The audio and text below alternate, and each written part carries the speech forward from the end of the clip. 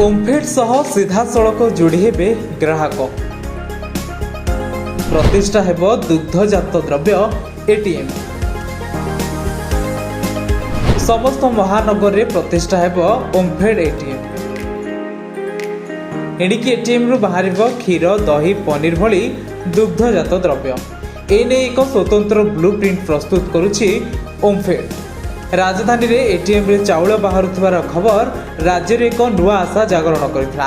एबे राजधानी वासिंको पई आउ एक खुशी खबर आनिछि ओमफेड। एबे राजधानी रो प्रमुख स्थान रे प्रतिष्ठा हेबो एटीएम, जेउथिरु मिलिबो क्षीर दही पनीर भली दुग्धजात द्रव्य।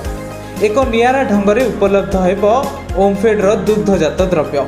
एही एटीएम रो प्रतिष्ठा पई जागा मागुछि ओमफेड। एटीएम पाई बीएमसी को स्वतंत्र चिठी लिखिछंती ओमफेड कर्तृपक्ष। जागा मिलिले तुरंत एटीएम स्थापन कराजियो बोली सूचना दैछंती ओमफेड परिचालना निर्देशक विजय अमृता कुलांगे। केवल भुवनेश्वर नुहे, जदि यह मिशन सफल हुए तेबे राज्यर अन्य महानगर निगम रे मध्य एही दुग्धजात द्रव्य एटीएम प्रतिष्ठा कराजियो बोली कहिछंती कुलांगे। पूर्वर बजार में ओमफेड प्रस्तुत द्रव्यर चाहिदा खूब अधिक थिला। घरे घरे खूब लोकप्रिय थिला ओमफेड समस्त दुग्धजात द्रव्य। हेले किछि मुनाफाखोर व्यवसायी जोगु धीरे धीरे निजर अस्तित्व हराइथिला ओमफेड। बजार में चढ़ा दर और बासी जिनिस बिक्री करिबारु ओमफेड रु मुह फेराइथिले ग्राहक। फल मार्केट रे आगकु न जाई सीमित हो जाइथिला ओमफेड।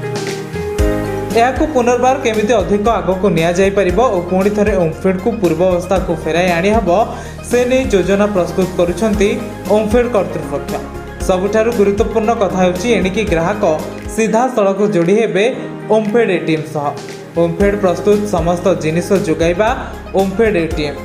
ओमफेड प्रस्तुत समस्त जिनिस जोगाइब ओमफेड एटीएम। एटीएम रे रहिबो उपलब्ध द्रव्यर सठिक मूल्यर विवरणी। ग्राहक सीधा सड़क मूल्य पैठ करी सामग्री नहीं पारिबे।